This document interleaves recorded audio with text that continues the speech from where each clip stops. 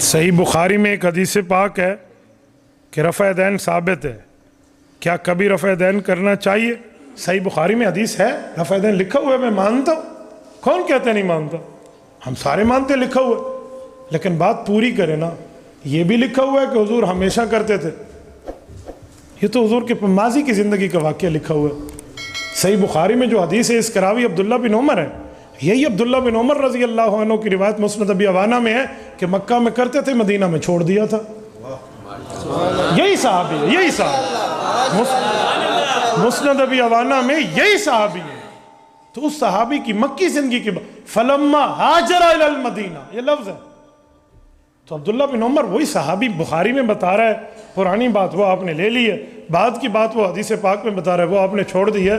تو کوئی بندہ یہ آدھا سچ بولتے، سچ فرما. نبی پاک صلی اللہ علیہ وسلم نماز میں ہاتھ باندھنے کا جو طریقہ تھا وہ ثابت کر کے دکھائیں. جی ہاں، سنن نبی داود جلد نمبر 1 کتاب الصلاۃ باب وضع الیدین، سیدنا علی المرتضیٰ کی روایت ہے، ان من السنہ کا یہ سنت ہے وضع الکف علی الکف فی الصلاۃ تحت السرہ، ایک ہاتھ کی ہتھیلی کو دوسرے ہاتھ پر رکھتے، یعنی ہاتھ باندھتے اور اپنی ناف کے نیچے رکھتے. مولانا سید حسین احمد مدنی رحمہ اللہ ریل میں سفر فرما رہے تھے، ایک شخص سے بات ہوئی. اس نے کہا تم لوگ ناف کے نیچے ہاتھ کیوں باندھتے ہو؟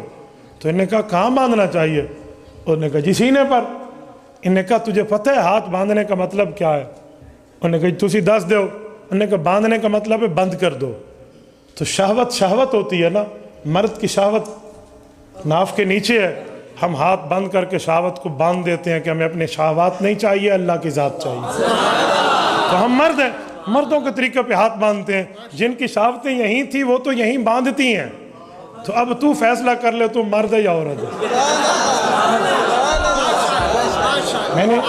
میں نے حدیث پاک بھی دے دی اور عقل کی بات بھی کر دی ہے. وہ ایک بندہ تھا نا، وہ ادھر ہاتھ نہیں باندھتا تھا، صرف سینے میں باندھتا. تو ایک بچے نے انہیں دیکھ کر کہا اچھا تو بے بالکل نماز سیکھی ہے.